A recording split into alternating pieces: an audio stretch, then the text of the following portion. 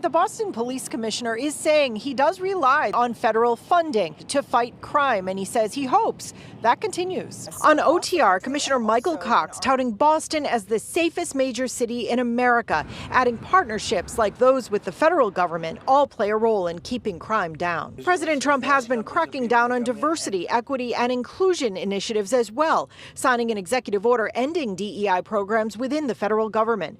Commissioner Cox says in policing, DEI does matter. It's really important, and I think it shows up in how we do our job every single day. He says merit-based hiring is part of every process, adding he agrees with studies showing DEI is helpful. In business studies, diverse groups, teams, tend to make better decisions, and actually, even in the private sector, they tend to do better. Welcome back to our conversation with Boston Police Commissioner Michael Cox. And now it's time for City Lines, 5 words or less. So here's what's going to happen. We ask you a question and you answer in 5 words or less. Okay? Ready? All right. Now, you grew up in Roxbury near Dudley, now Nubian Square. What 5 words would you use to describe the neighborhood now? Changing.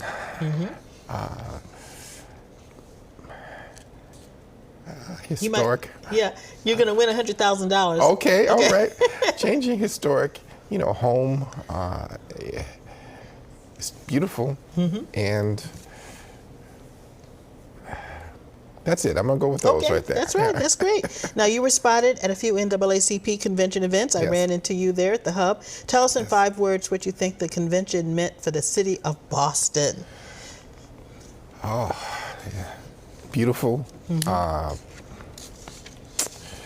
Reckoning, in a sense. Changing. Changing again. There's the same word again. And it was hopeful. Hopeful, yeah. I heard a lot of people saying hopeful. Yeah, and proud. Proud, yes. For me, I was proud. So. Yes, I felt that as well. Yes. I felt that as well. What are 5 things you want kids to remember as they head back to school?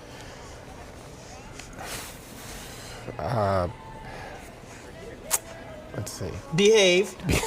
Number 1, behave. Work hard. Well, those are 2 words. Follow the rules. You're going to win $100,000. Okay, all right. Rules and fun. Okay. Yeah. All right, fun. Yeah, fun, that's good. What are the 5 words you want new officers on the force to keep in mind?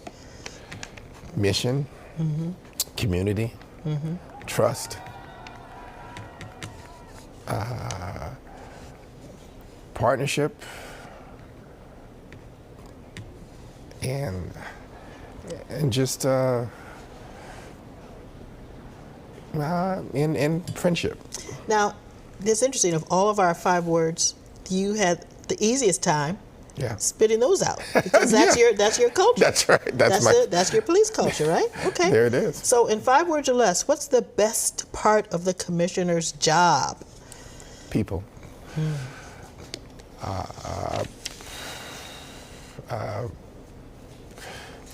Community. Car service? Car service? What was that? No, okay. Oh, you mean getting driven? Oh, yeah, I got you. Driven? No. People, community. Problem solving. Problem solving. Yeah. Yeah, an opportunity to problem solving to make the city better. Yeah. In partnerships. So you've been on the job for just over a year now. Yes. How do you think the city's changed? The city's more diverse than ever before. We're a better city, crime-wise, even though it doesn't seem like it, but we have different issues than we might have had before. But the world is changing so much so. And more work ahead. A lot more work ahead. Okay, Boston Police Commissioner Michael Cox. Big breaking news story in Boston today. The appointment of the city's brand new police commissioner. The department has been without a permanent leader for 13 months. WBZ has more on the background of Michael Cox and why the mayor felt he was best for the job. The nation's oldest police force officially has a new commissioner. Today I'm excited to introduce Michael Cox as the leader for the Boston Police that our department, our city, and our communities need in this very consequential moment. Mayor Michelle Wu announcing Michael Cox as the new top cop in Boston, more than 13 months after the city's last police commissioner was fired. Commissioner Cox was selected by a search committee that looked nationwide for the next person to lead BPD. It has taken us a while to get here. And I don't just mean the long 7 months for our search committee, hosting a thorough and diligent process grounded in community with hundreds of Boston residents weighing in on this very important decision. It has taken us a long time to get here as a city, to a day when a young boy growing up in Roxbury, playing here in this very park, could rise up in the ranks serving his community, gain important leadership experience in another city, then return home to become the next commissioner for the Boston Police Department. Cox comes back to Boston from Ann Arbor, Michigan, where he served as chief of police since 2019. Prior to that, he descended the ranks of BPD, starting in 1989, eventually becoming a superintendent. To get feedback from our communities, to hear and own when we've done wrong. He's got 30 years experience with the department and had one particular experience that made him sue the very police force that he'll now be in charge of. New Boston Police Commissioner Michael Cox says he is now ready for the future. And it's an incident in his past when he was beaten by fellow officers that's helped shape his policies. It was a case of mistaken identity when Officer Cox was beaten by fellow Boston police officers when he worked here back in 1995. Now, rather than making him quit, he explained that that experience actually reinforced how he believes in community policing. Now, the police department needs to look like the communities of which we serve. We need each other, and we need to be around people, and officers need to get out of the cars and start to move around and actually engage residents again. The search for a new commissioner has been more than a year long after the former commissioner was pushed out amid domestic abuse allegations. Cox, a Roxbury native, served as a Boston police officer for 30 years before taking the chief job in Ann Arbor, Michigan. 3 Boston police officers were slightly injured. Cox is best known for what happened to him at the hands of Boston police in 1995 when he was on an undercover detail. Boston police officers mistook him for a suspect and beat him. And 2 of the officers involved in that 1995 incident are still on the department here in Boston. These were fellow officers. These were your colleagues that did this to you. Yes. He was left on the ground until members of his own unit arrived and called for EMS. I was kind of left out there, and I couldn't understand, why a person would, or people would do that. I'm sure I didn't put up any resistance. But Michael, who suffered head injuries and kidney damage, says the department put up plenty of resistance and tried to cover up what happened. Nobody was found responsible in any way for, the criminal activity that occurred. And it didn't end there. Late-night threatening phone calls and slashed tires, just some of what Michael says his family was subjected to at the hands of the police. Cox says the department tried to silence him, but he persevered. It was clear that, these people wanted me gone. I was like, this is not going to stop. Even if I leave, it's not going to stop. You stayed with the department. Yes. Cox won a civil rights lawsuit against the city and department, a police unit he'll now be in charge of.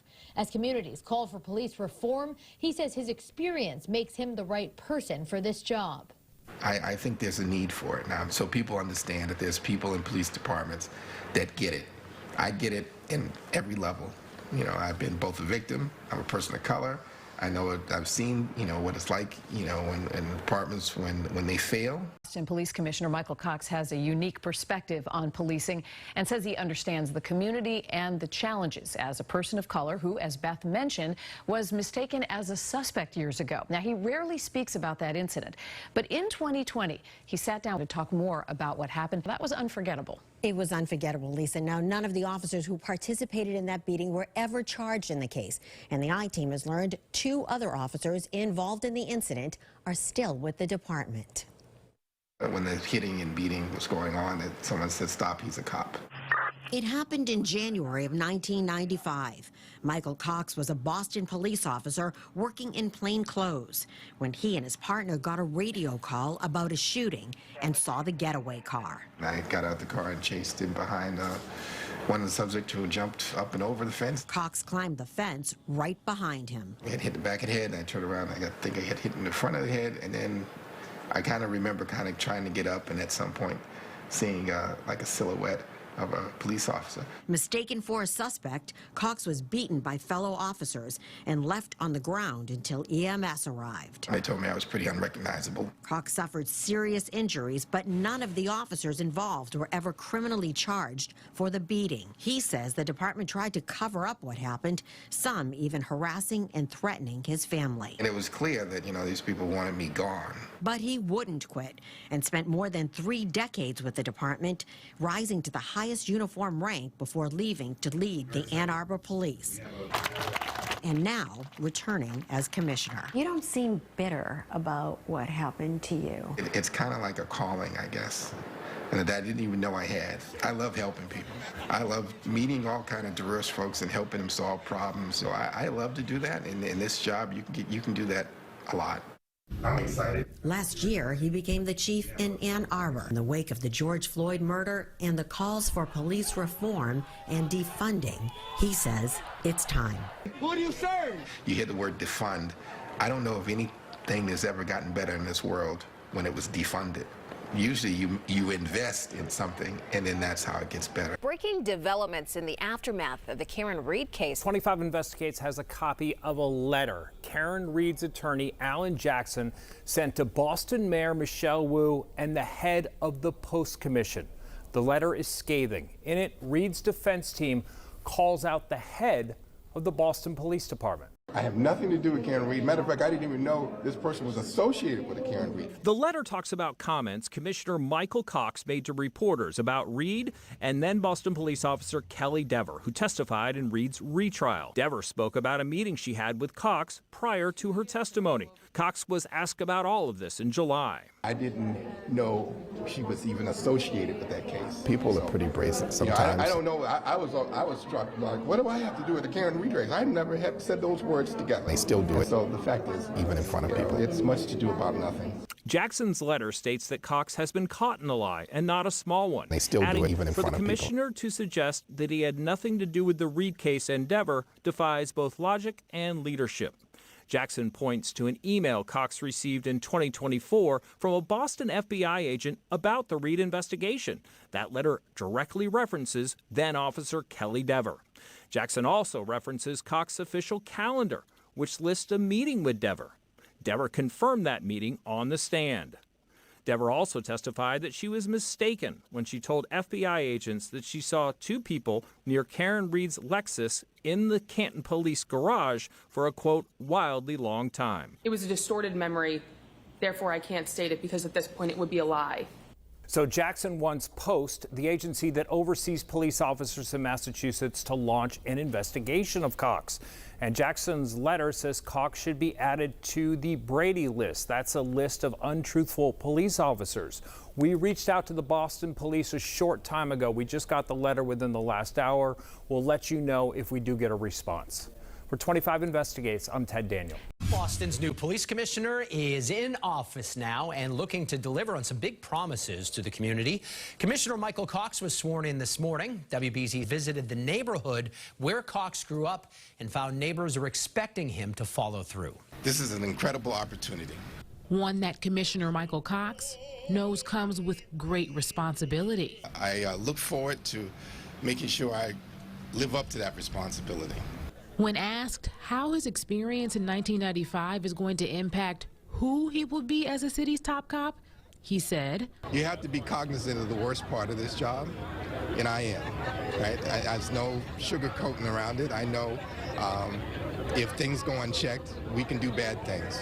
And so because of that, we're going to intentionally make sure and remind people that these things can happen so that they don't happen." Cox says he has a lot on his priority list. We have to talk to officers, we have to go back out in the community and hear what they have to say. But is still working on the game plan, promising transparency in the process. With an emphasis placed on helping the department look like the communities it serves, we went back to his community of Roxbury to get reaction from residents. It's going to be equal.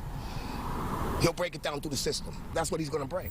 Commissioner Cox knows he has a pretty big job ahead of him, but he says he needs your help doing it. Now he's calling on everyone who truly has love for Boston to be a part of the process and to give them feedback along the way. So today we're going to take a closer look at the Boston Police Department, from gun violence, kids and crime, school safety, and community policing. It's a very big job amid staffing shortages. Joining me now is Police Commissioner Michael Cox. He's a veteran of the department who served in several roles, including the Police Academy, Operations, Internal Affairs, Intelligence, and on patrol. Welcome. How are you today? I'm fine, thank you. Wow, it's been a very busy week for you. Lots of items in the news. Yes, it has. It has. So Mayor Wu filed an ordinance this past week to change the way that the city is going to handle the area known as Mass and Cass. It gives police the right to clear tents and calls for the opening of a nearby temporary shelter. So the mayor cited an increase in safety concerns. If you would, explain this change in the situation in that area, and how do you think the police are going to now respond? Well, if it passed, first of all, if it gives us the opportunity to, one is have people remove the tents and tarps. When particularly in Mass and Cass, when those tents and tarps are up, unfortunately, people use those as a shield to actually do criminal acts, to prey on the people who actually live down there, whether it's through selling drugs or all kind of other activities that occurs. We only have so many rights, constitutionally, and we just can't go through and look through people's things and things of that nature to capture it. More importantly, if the city can provide people actually shelter and get them services, whether it's mental health services or substance abuse services, I mean, that's the goal of what we're trying to do in general. I anticipate that once the cover of darkness is kind of pulled back, the area will get much better, and more importantly, those people who have bad acts on their mind will move on. People are pretty brazen sometimes, and they still do it even in front of people. We will come up with another plan in the future to see if we can try to address it even more. I just don't know how, when you have that many people there now, and they still do that. Let me ask you, you used to work in the anti-gang violence unit, and is it true that the gangs are using the Carnival Parade as a cover for their activities? I would say this is an opportunity when they're out amongst so many people and they see other rival people that they haven't seen in a while or in so close proximity, they will maybe take advantage of it as an opportunity to do something or to settle a grudge. And it wouldn't matter if it was the carnival, the marathon, it wouldn't matter what large event it is. If these people come together and they have these beefs, these things happen. According to the city's police data dashboard, there have been over 70 shootings so far this year, and the overwhelming majority are in Dorchester. An outside observer might conclude that the department's community policing initiative in those neighborhoods is not working. I certainly wouldn't say that. We are down quite a few, probably over 20 shootings in comparison to what we were last year. And in comparison to probably a 5-year average, we're well below that. The reality is we are a very, very safe city. In comparison to the rest of the country, we are certainly one of the safest in this country. Even amongst our own statistics, we continue to outdo the number of crimes and things of that nature the year before. This year, our homicides are up a little bit, but our shootings in general are down quite a bit. As our crime statistics is better, each thing is heightened. Social media plays a big part of that. Everyone's a reporter now, not just a normal report, so it gets reported out tremendously. And so we're going to work to try to get to zero at some point, and we're not going to keep working. We do need to, pay attention and never become complacent. Never become complacent. Now, last Sunday, 2 officers were attacked in downtown Crossing, and video from that incident shows one officer in a reflective vest being hit and taken to the ground by a group of teens. And on that same day, police responded to 2 fights involving large groups of teenagers near the Boston Common Movie Theater, also in the South Bay Plaza. How is the city dealing with youth violence? I can't imagine a group of teens attacking a police officer. Yeah, I couldn't imagine that certainly when I was a teenager as well. And it's sad in many ways because it's all kind of young people involved in this stuff. The city spent quite a bit of money this summer making sure people have jobs and giving them opportunities and other activities to be involved in. But I think this is something, as the school year begins. You said that the parents need to step up. Well, so I did say that, and I'm still going to say that because I didn't can get to it, but we've spent a lot of time and effort trying to find jobs, opportunities for the kids. But the reality is, if there's no accountability, particularly if I was a young person, if I had no accountability at home, I don't know what kind of trouble I could have gotten into. I was more worried about my parents finding out about my activity than I was about anything else. I wasn't afraid of the police. I didn't know anything about the police. But I was afraid of my parents. Correct, and disappointing them in the standards that they set.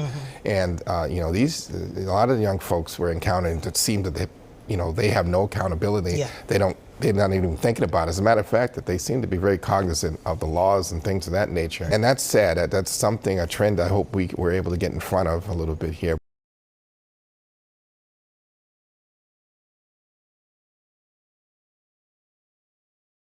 I'm pretty proud of the officers that work for our department and the partners that we have just here in the city, whether it's the mayor and her team and all our violence reduction management team that we work in the city to work on lowering those. So, as far as the number of people shot in the city, it's a record low. We haven't had this few people, actually shot, and since we began keeping records since the BRIC was formed, as far as my knowledge is concerned, we've been asking the public to help participate and understand that this is not just a public safety issue; it's a community issue, and they've been getting more involved. They've been very helpful in some of our high-profile incidents that we've had, and we've gotten tips and help from them to help resolve some of these issues and hold people accountable. And we're very thankful to all the people in the city to help us keep our rates as low as what they are. Correct. Yeah. In this past year, we have seen, certainly people who have come out and helped us with information to directly, attribute to us holding people accountable for those acts, and we appreciate it tremendously, and it's important. Without the public's help, it's virtually almost impossible for us to solve crimes in this way unless we witness it ourselves. Without the public's help and support, it's almost impossible to do. I'm happy it's happening or starting to occur. I think we spend a lot of time trying to build trust in our community. We've been practicing community policing for a long time here in the city.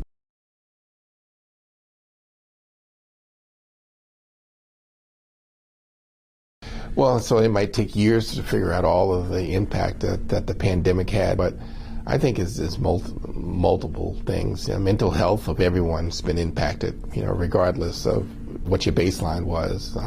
I think that plays a point, and factor into this stuff. If you're not happy with your life, if you're worried about all kind of issues, and you have a firearm or you get into an argument, everything is magnified in some way. And I think that attributed to a lot of the violence out there. The unknown in the world, the unknown in people's families, the unknown around that, it creates a great deal of anxiety and stress in everyone under normal conditions, never mind pandemic conditions. I know, one of the things probably not talked about is probably the lack of enforcement.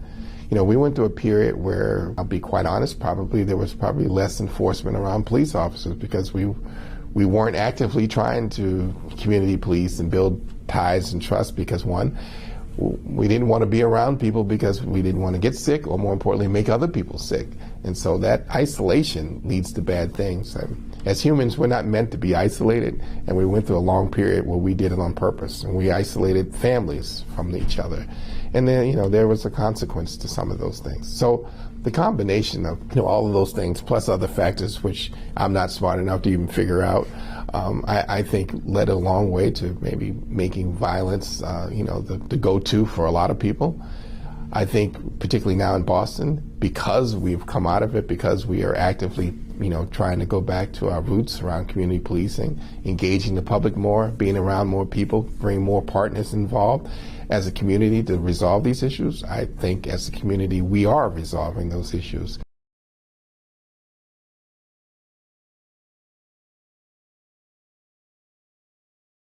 we've had a street outreach team for a while, and you might have seen the benefit of that around the Mass and Cass area in general. We do work with so many different partners, whether it's a formalized committee or name, that's not as important, but the fact is behind the scenes we work with so many people in the city side around issues and problems around the quality of life in our city, and more importantly around violence and crime in general, and how do we address it, because I think their partnership on dealing with the back end on why these things happen are really important to make sure that they don't happen again in the future.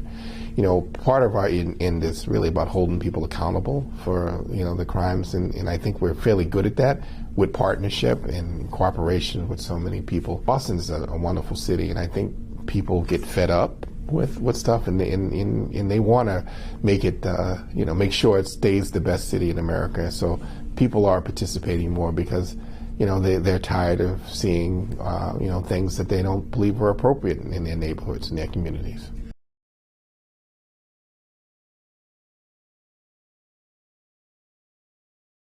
That's an excellent question, and I want that number to be zero as well.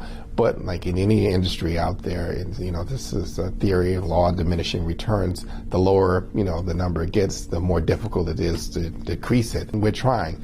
We are trying to be as inventive as possible. We're trying to partner with as many people as possible and get the good ideas from people about how we can go about doing that. We spare no expense when it comes to crime in the city, particularly around violent crime, or between partnerships between our local partners, our state partners, our federal partners, and then also trying to trace where did this come from.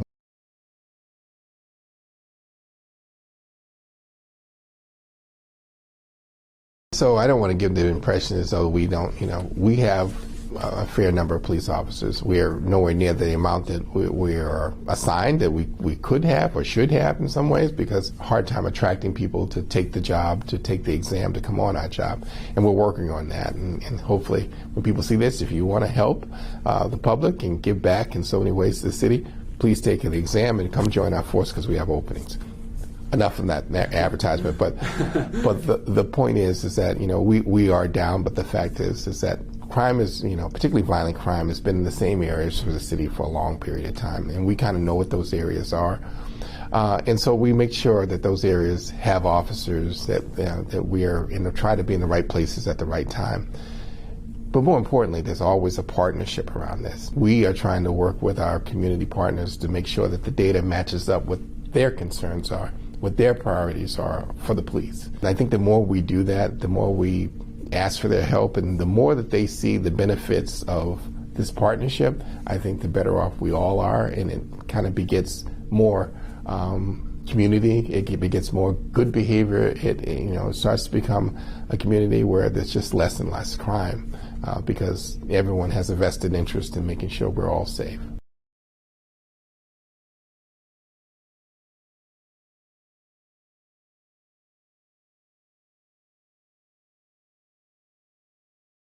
Yeah, and I don't want to blame the news media, but the fact is that it's a different world where social media and clips and there's so many people to get the information from these quick things that are put out there. Our numbers are the best that they probably have ever been, maybe in the history of our city, period. And yet there's still cries out there that this is unsafe and people are unsafe.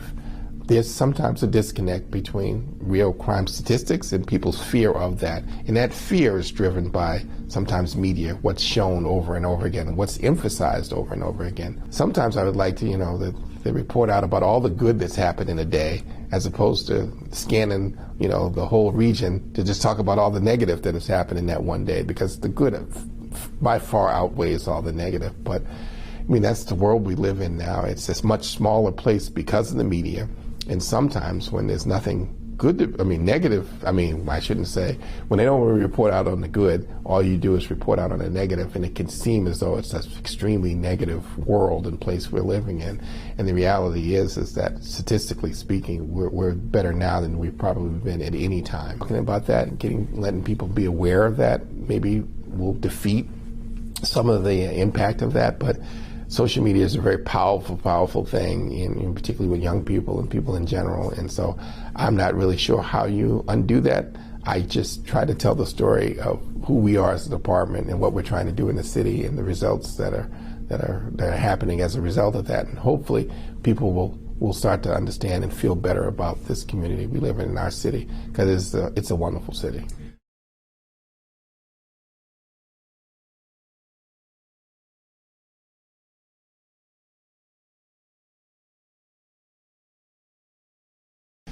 Wow, so we have a lot of goals. One of the main goals is trying to make sure that we have officers to fill some of these vacancies that we have, and engaging the public and getting them to understand that we are a service industry and that we give back to the public. I mean, that's all that we do.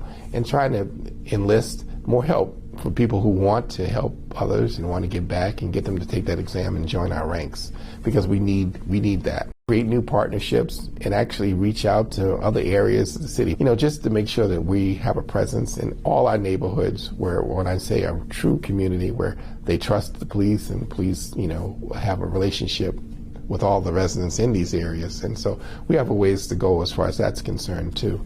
And so, we have a lot of goals, and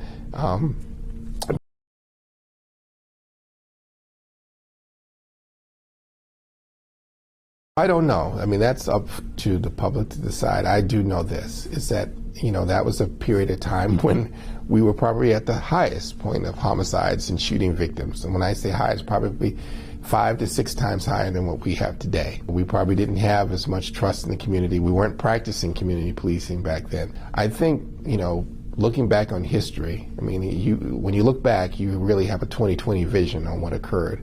Apologizing for the wrong, the clear wrong that occurred back then, is a no-brainer, and I don't even think it's that brave.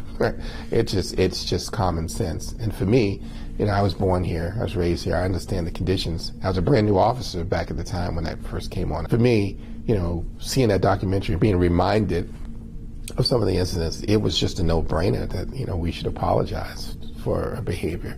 It doesn't cost anything to apologize, but yet it means a lot to the people that are impacted for it. And so, even going forward, I think that, I wish we were less sorry about the mistakes that we made less mistakes so we didn't have to apologize. But when we do, I think it's important that we do apologize, because the impact that we have on people is so important, and we're not here to have a negative impact. We're only here to help. And when we don't help, we should apologize for it, make sure we fix that issue, and then make sure that we go about helping from that point on. And the police department is a total 180 of what it was then. Mm-hmm. It is a total different place, from leadership to the officers that come on, to the goals and priorities that we have in general. Mm-hmm. You can see it in so many different ways. Hopefully you can even see it in our leadership. That's what I hope that people walk away with from that.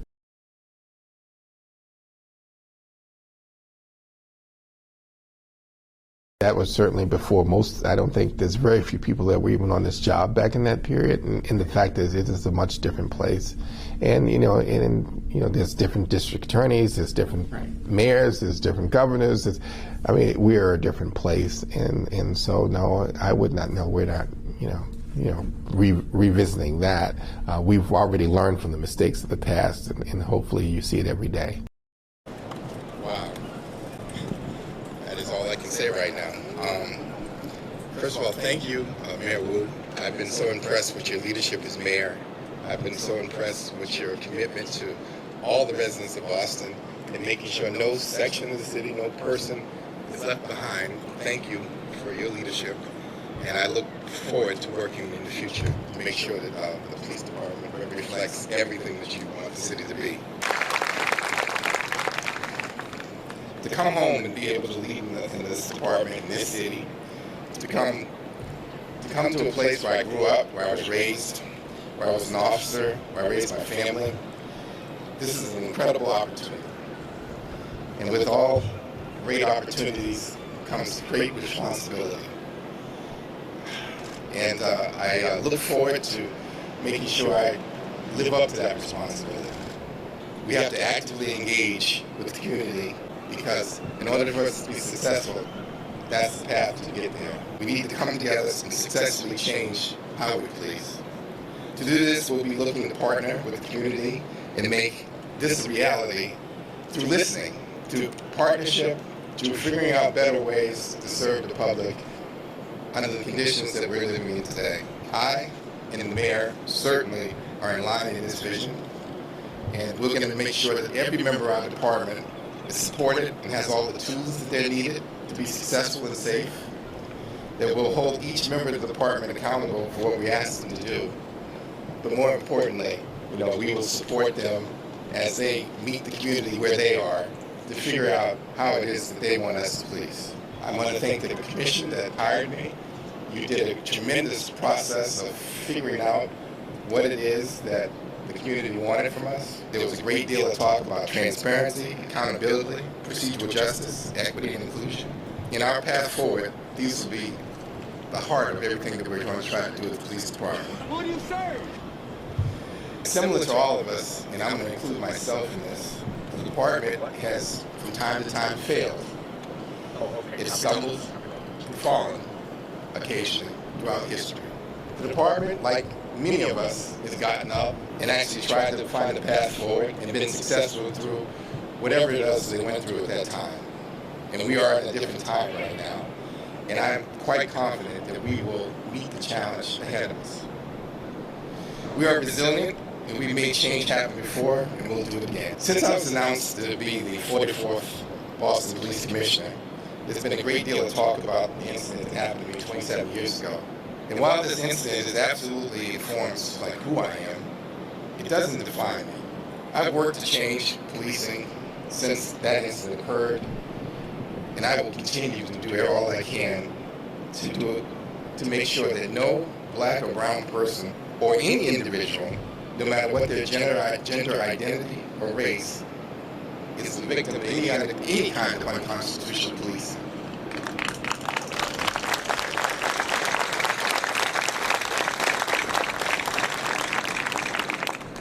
I unfortunately have a unique perspective on this, but that perspective makes me more committed in this area. We pull each other up when we're down, and we stand on the shoulders of people around us when we need a boost.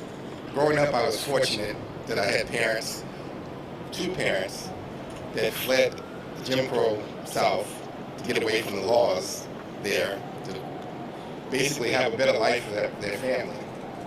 And they came to Boston, Roxbury in particular, to do that. I learned resiliency from them.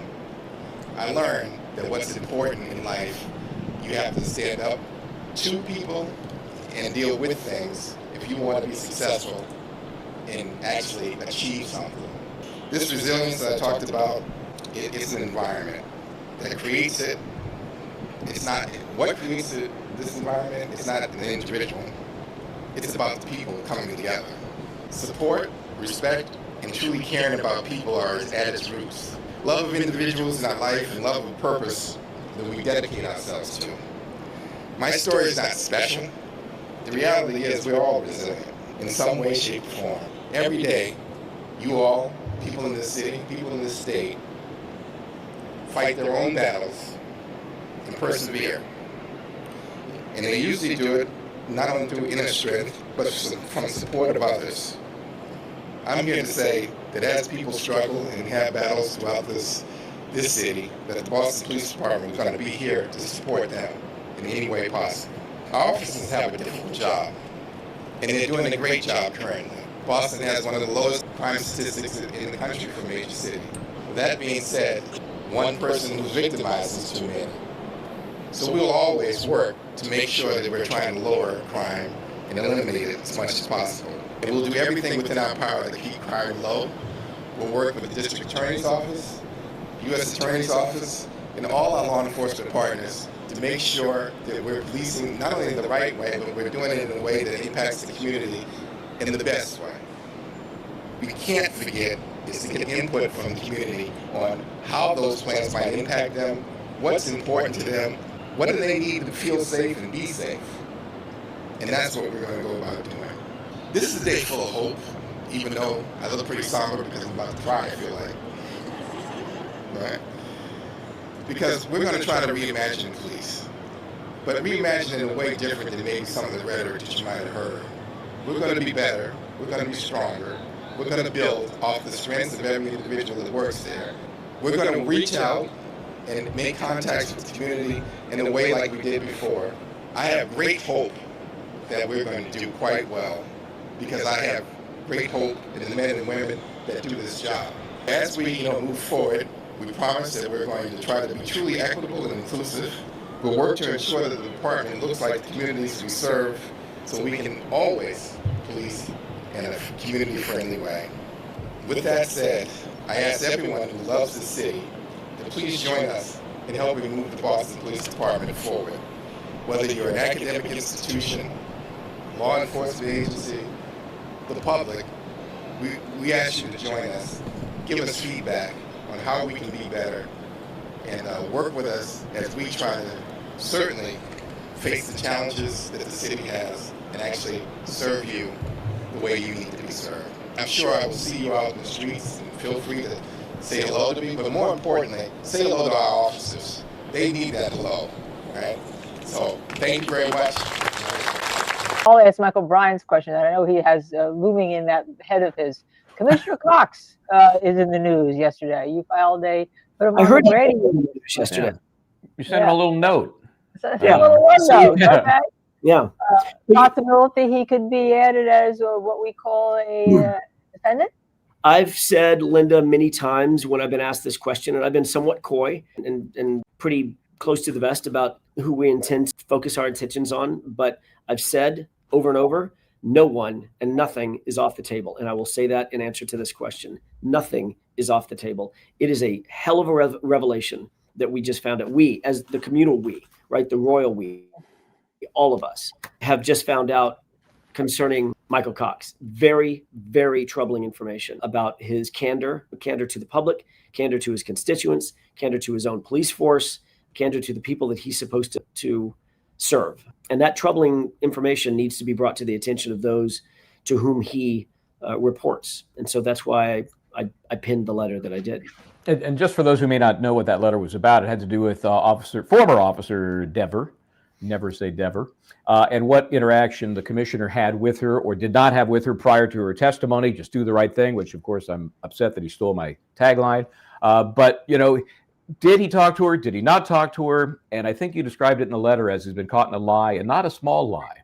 Correct. About his contact with her prior to her testimony. I've never used the words Karen Reed in a sentence. I mean, he went so over the top to deny any connection that when you did catch him, it's just blatant.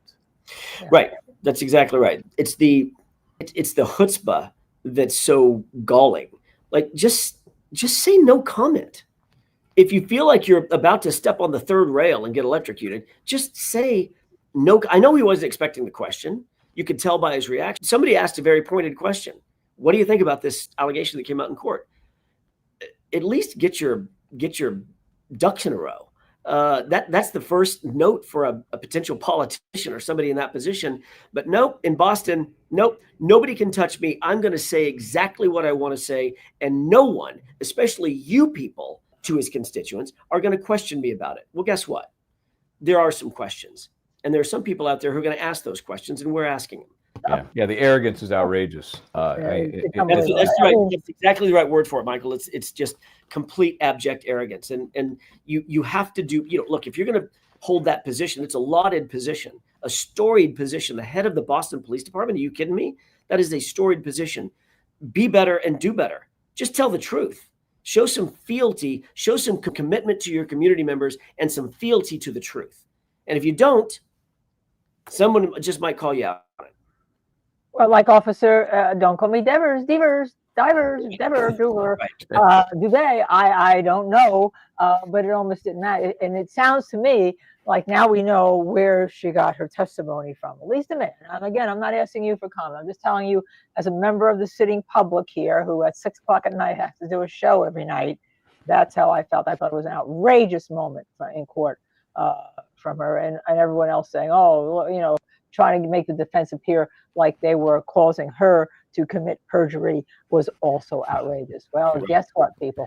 You got caught. And were you surprised at all by that testimony and her demeanor, Alan? Because I've never seen anything so horrible in my life. No, I'd love to be able to say, oh no, I expected that to come. Absolutely no way did I expect that. I had no idea that this young lady, this woman, would comport herself the way that she did on the witness stand. It was, I mean, you could see but from our interaction that I was sort of taken, I was back on my heels a bit. I didn't expect that she was going to be incredibly friendly. I didn't think that there was going to be a friendliness, a friendly tone, because she didn't want to be there. She didn't want to testify, but I thought she'd at least tell the truth.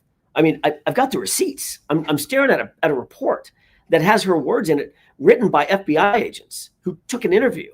And I was somewhat gobsmacked, the same that everybody else was. And I thought, well, okay, if you want a sword fight, you've pulled out your best weapon. Let's go. Yeah. And then she mentions FBI after the Judge Cannoni was like, you can't mention that agency here. They don't exist. There's The some organization. Yes. some organization. Yeah, organization. Right. Okay, one more question on her. Just because I gotta get your take on this. Do you think she came up with that memory issue, or it was given to her? It was so outrageously stupid, quite frankly. I'm looking for a better word, for a more educated word. It was just dumb to try to say that you have you're sitting on a witness stand as a professional witness. That's what you do for a living. You're a professional witness. You serve the community, you serve the public, you solve crimes, you catch the bad guys, supposedly, and then you come to court and you testify professionally. They're taught how to testify. And as a professional witness, the best she could come up with is, I suffer from false memories. What? So, Linda, your look, that's exactly the look. I wish I had been able to do that. But I'm standing with a camera in my face. I've got to act. I've got to comport myself with some sort of. Right. I can do this. You couldn't do it. Yeah, exactly. So I thought, wait a minute. Did I just hear you correctly? You suffer from false memories. That's your excuse. So no, I was not expecting that, Michael. Wow. And then, of course, you nailed her by saying, that's your reputation, right? Your job is to testify in these cases. And of course, everybody at that point knew. Everybody knew that she's done. This girl is done. She will not be a cop. She may be a target security guard, but she's done. And sure enough, she's done. So yeah, we know what you were feeling because it was so outrageous and it was so ridiculous and it was so terrible and it was so over the top. And obviously, the jury got it too, which is the most important thing. Sometimes I tell people, if you're over the top with your testimony, the jury sitting there, they're regular peoples. They get it. They're far from stupid. I've often said, I say to juries a lot of times that in a closing argument, that if the average age on a jury is some 42 years old or something, there's 560 years of living experience sitting in that box. You're smarter than any one person in this courtroom, including the judge, bless his or her heart. I never underestimate the cleverness, the brilliance, the thoughtfulness of a jury. The minute you underestimate that, that's the minute you're pretty much cooked as a lawyer. And I thought the same thing with her. I like a good battle, like any lawyer. We're all A-type personalities. We get into it. I get it, but I take no pleasure in somebody's demise. And I knew that she was circling that proverbial drain during her testimony. And I thought, you can stop this. You can stop this. I'm trying to help you stop this. Just knock it off and tell the truth. Say what you saw, say what you heard, give me your percipient witness perception of what happened and what didn't happen. And she just wouldn't. So I don't know where it came from, but you can only take it so far. I knew the jurors were not going to buy that. It's not something that I had to worry about. Yeah. I'm returning key. I have nothing to do with. Push it in. I have nothing to do with it. I didn't even know this person was associated with the case. I have an organization in Philip, 3,000 people, and we support all our folks. Y'all got issues, bro. We've got a lot of other stuff to talk about. I have nothing to do with Karen. Key fell back out. I was in the state of Michigan. Thank you.